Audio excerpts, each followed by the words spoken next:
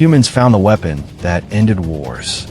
The Silence Engine had passed through legend into the specific category of things that were probably mythological, but that serious people occasionally spent serious resources looking for anyway, like the theoretical perfect encryption key, or the rumored pre-galactic navigation charts, or the stories of civilizations that had achieved true immortality and then become something the galaxy no longer had a name for. 400 years of absence. 4 generations of searchers, each one inheriting the obsession and the failure of the last. Entire intelligence branches dedicated to following leads that ended in dead systems and misinterpreted records. Commander Yara Solin's team found it in 11 days. Not because humanity was cleverer than 400 years of galactic search effort, though they were, in relevant ways, extremely good at this kind of work. Because humanity had been in possession of a key piece of information that no other civilization had, a fragment of the Exodus Fleet survey data, collected during the long silent centuries, which included a notation that most analysts would have dismissed as navigational debris, but which historian Vale had flagged immediately when reviewing the archive. A coordinate, unremarkable, in a dead system on no one's strategic map, with a notation in the personal log of the survey vessel's commander. Interesting debris signature at the following position. Unusual alloy composition. Will document for future reference. Future reference. 170 years later. Part 1. What it is. The retrieval team found it exactly where the notation said it would be. In a debris field around a dead star, disguised as wreckage, which was either a deliberate concealment by its last owner or a very long coincidence. The object itself was approximately 2 meters long, dark, non-reflective, built from an alloy that the team's spectrographic analysis couldn't fully characterize. It wasn't until Lena, 7, present on the retrieval mission at Yara's specific request, ran her own deep analysis that the characterization became clearer. This is pre-galactic manufacture, she said. The team was quiet. Not pre-Exodus. Not pre-compact. Pre-galactic. She ran the analysis again because precision mattered here. The alloy includes elements that are not present in our stellar formation models for this galaxy's age.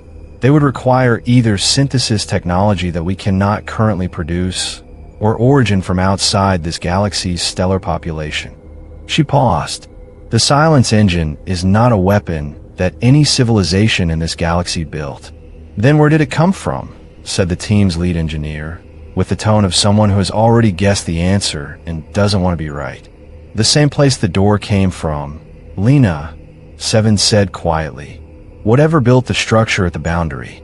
Whatever has been preparing the architecture of this galaxy's future for longer than any of our civilizations have existed. She looked at the object. This was left here. For us.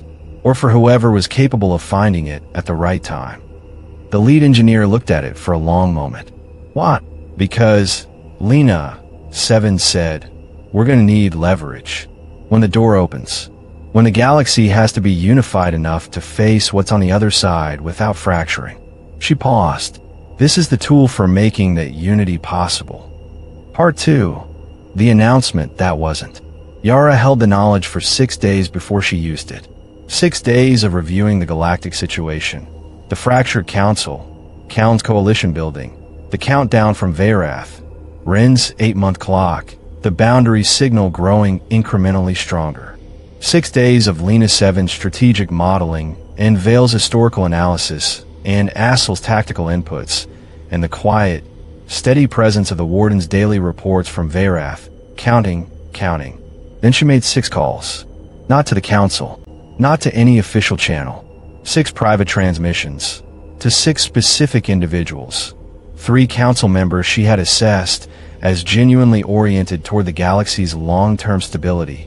2 faction leaders who had made it clear through their actions that they understood the larger situation was bigger than their immediate political interests, and one she hadn't expected to include, but who had been, in Solace's quiet assessment, ready. The calls were brief. Each one said the same thing, in language calibrated for its recipient. We have a silence engine.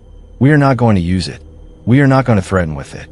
We are telling you because you need to understand, clearly, that the question of who controls offensive weapons in this galaxy has a new answer, and that new answer doesn't intend to use that control for conquest or coercion.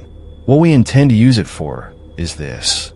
In approximately 7 months, something is going to happen at the boundary that will require the galaxy to respond as a unified body or not survive as the galaxy it currently is. We would like to have the silence engine be unnecessary by the time that happens. Help us get there. The 6 responses varied in tone. 3 immediate agreement. 2 careful, considered, the specific quality of people who needed to think but were inclined toward yes. 1 silence that lasted 4 hours and then came back as, "What do you need from me?" That last one was from Callan. Part 3. Callan's calculation. Callan had his intelligence teams report now. They had survived. They had made contact. What they had found at the boundary, the partial images, the sensor data, the fragmented logs of the team's first encounter with the structure that existed there, had produced in Callan's 3 best analysts a specific response that he had seen before, once, in the face of a commander who had looked at a tactical situation with no viable options. The analyst had asked for mandatory psychological leave. All 3.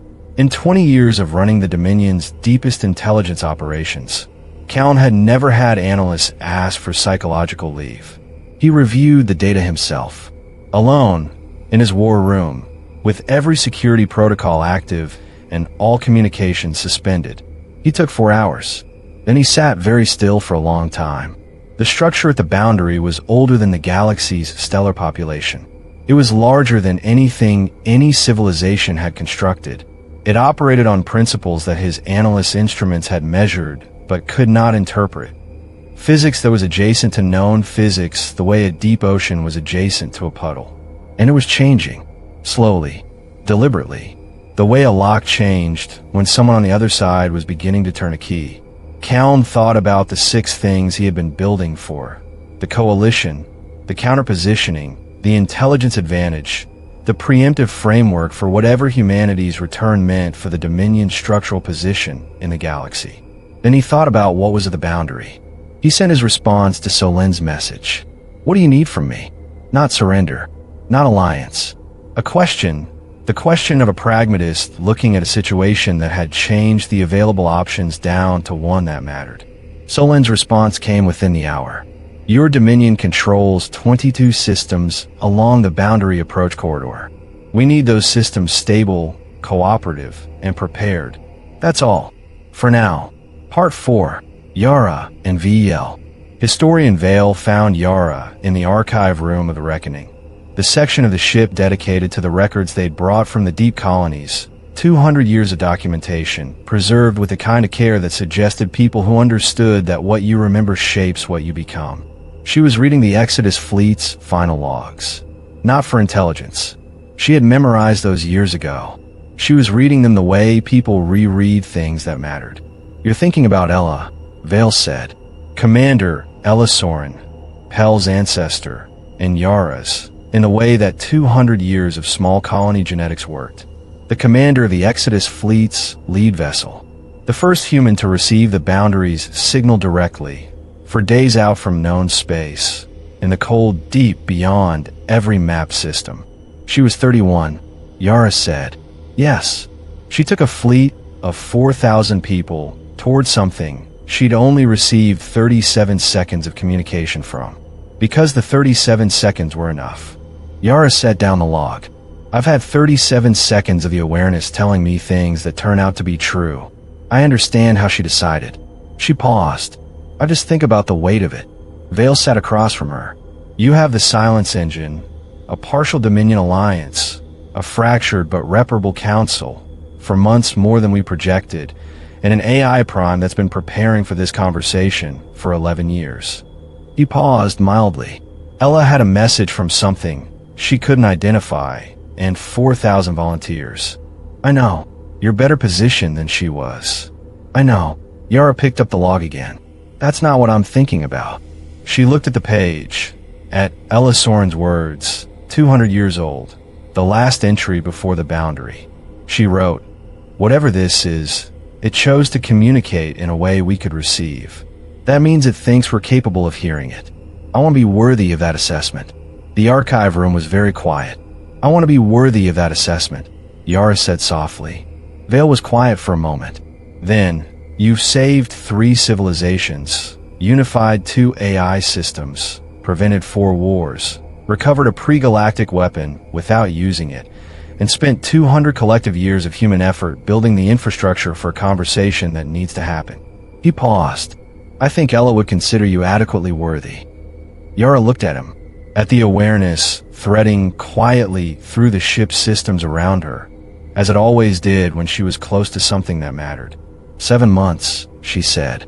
7 months, he agreed. The most powerful weapon in the galaxy. In human hands. Unused. Callan asked what they needed. Yara told him. 7 months until the door opens. And something at the boundary is turning a key. Episode 8. A human leader dies in battle. And the galaxy has to reckon with what that means. Subscribe to support the channel. Check the end screen for more epic tales. Humanity prevails.